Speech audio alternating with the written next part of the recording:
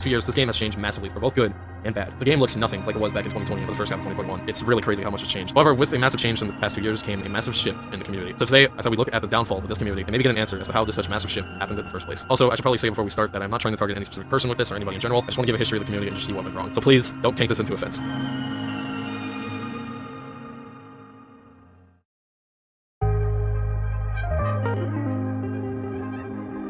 I think it's best if we start during the early stages of SL, or basically the game up until I say 6 or 7.0. Now when the game released, it was basically just containment breach with multiplayer. It did have its own style to it since we couldn't go that far, but overall the reception for its early run was mixed for the most part. But the community was building in a good way, it seemed. I don't know much for this part how the community was, so if there's any vets of the game that were playing around this time, feel free to comment down below how I was. I would appreciate it. The game slowly continued to grow during 2018 as more updates kept releasing on a consistent basis with thematic stuff like 096, the beginning process of the light containment zone overhaul, blood, keybinds, ragdolls, just everything you expect in a multiplayer game basically. But everything changed when version 6.0 released. This update saw the full light containment zone overhaul, the first gun overhaul, yes there was one before the other one, we'll talk about that one later, and the facility guard role. This of course was a big update that would be completely overshadowed by the next one, version 7.0. Old 99 was added, the weed room, workstations, achievements, the new 106 model, the grenades rework, and finally the Tesla gate return. It was so crazy, dude. And this brings us into the golden ages of SL. It was nothing but vibes. The community was thriving with all these updates, and it was going to get even better with Mega Patch Part 2. Mega Patch Part 2 is, in my opinion, the best update in SL's history. This update added the lockers, it reworked the treatment system by adding kills in the adrenaline, it added all the SCP items, the micro reworked, a shit ton of gameplay changes. It was fucking insane how good this update was. And the community was loving the shit out of it too. And overall, Mega Patch Part 2 was just the peak of SL to this very day.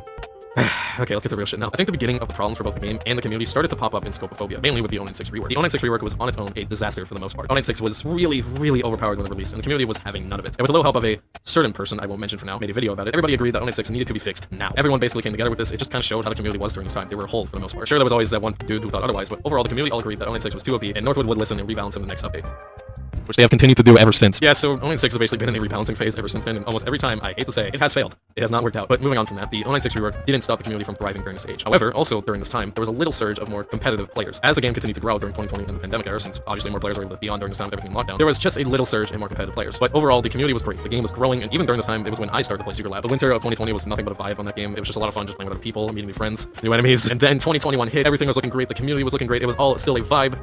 And then came Parabellum.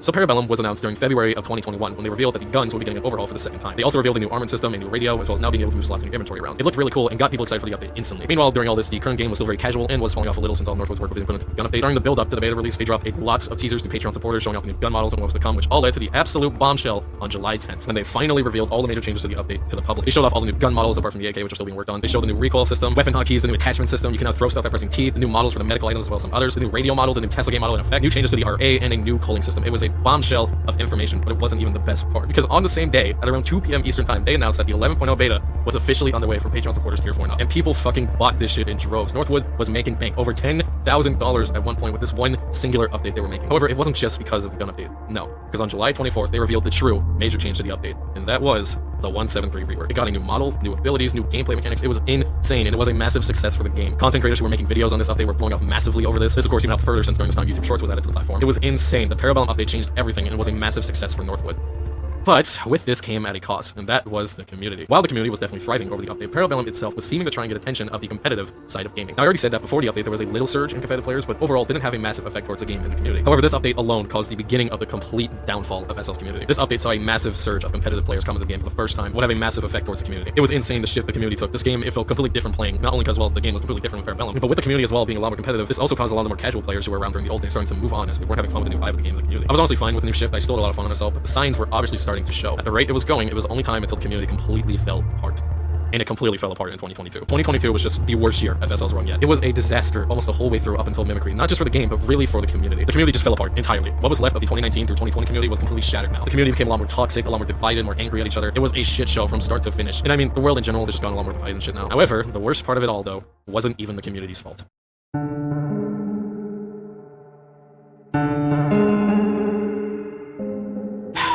Oh boy, here we go. So I was a little bit mixed on if I even wanted to talk about this in the first place, because it is truly fucked up how these community servers crumbled. But I do think these matter in the community's downfall, so here goes nothing. So like I said, 2022 fucking sucked for itself. It was a shit show up until Mimicry, but what the community couldn't undo or fix in any way was 2 major shutdowns of community servers that caused the community's hearts to be shattered. And those were Cognity's Playground and Unlimited SCP. Okay, let's start with Unlimited. Unlimited SCP was, before it shut down last year, perhaps the biggest server on SL, with right behind them being Dr. Bright's and King's Playground. This server was a lot of people's go-to when first starting. This was Samarded's main server, and we all know how big he was during 2020 to 2021. It has a lot of plugins that kept the game fun, and overall, Unlimited was perhaps the server to go to. Now, I personally never got into Unlimited. The main server I got into when I started, and I'm sure many other people's first server, was Dr. Bright's, but when I did play it, I definitely saw why the server was a lot of people's favorite during its run. But then came the shutdown, and it really sucked how it happened. It was just nothing that anyone could fix. The staff team kind of fucked themselves when they did this. And also, I should probably mention, I don't know that much about what happened, I just know how it all went down. But basically, the former owner stepped down, a new owner was brought in, and when the staff team found out his secret, he shut down the server. And that so eminent secret was, the new unlimited owner was a Yeah. Oh, what a world we live in. But what's even worse is the Cogni shutdown. And oh boy, did they really screw up in a bad way. Cogni's was one of my main go-tos whenever I started branching out towards other servers. This server brought a lot of that fun back I was missing. It was one of the only communities that were more casual than others. They wanted to have fun with their server, and a lot of the main content creators at the time were mainly streaming on Cogni's playground. Then, after the Parabellum update release, Northwood then added primitives, which could basically make custom objects in your servers. Cogni's then used this and made their own surface zone update, and it was quite successful. However, using primitives will later come back to haunt them. Otherwise, the server continued on into 2022, and just like the community itself at the time, Cogni's community started to slowly grow. Another problem, though, was with the primitives, which didn't come back to haunt them since, well, they just kept adding more primitive stuff into their server. And with this caused severe frame rate issues. The frames were abysmal for the most part, and Cogni, who by the way is a server owner and is a former Northwood staff, decided to not remove any of the primitives on the server, but to instead drop the player's size count down from 40 to 25. Fucking hell. This only did not fix the frame issues, but also meant that, well, less people would be able to join, so it'd just be less fun and chaotic. But of course, the worst was yet to come, because now we get to the shutdown itself.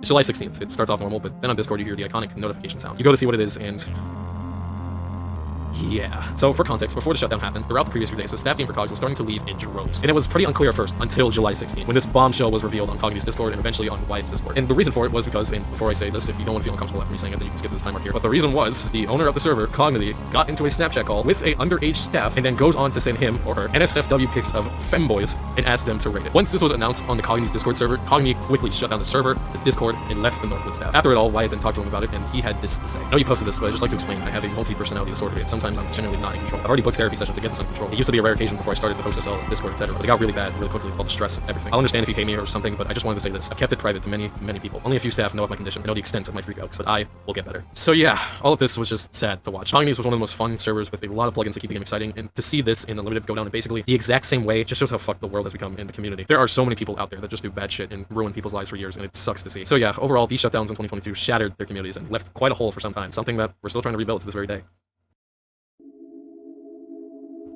Overall, the SL community has completely shattered, been torn apart these past few years, and it hasn't seemed to get any better now in the modern day. And to answer the question at the start of what caused the massive shift and eventual downfall of the community, although there's a lot of reasons as to why, I think Parabellum is what changed it all. It was the beginning of the end from that moment forward, and with the world just getting worse, it kind of is what caused all the mess though in the first place. I don't blame the competitive players exactly for it, or Northwood fully. Even it could just be a dark place at times, and bad people just started to swarm SL in droves last year, causing chaos around. And it obviously didn't help that two of the biggest community servers shut down the same year. It just made things worse, and just shows how bad some people can be in this world sometimes. Although the community has crumbled though, I will say, I think we're starting to get better just a little bit. It's still bad, but it's starting to change in a good way, and if this continues, maybe SL's community can reach the peak that it once hit. Although, it isn't likely this will happen. So in short, SCPSL's community has taken a massive shift in the past few years, from a fun, loving, thriving community to a more competitive, but also more toxic and just overrun by some shitty people. And if we want to rebuild SL to its peak, we might as well start with rebuilding the community.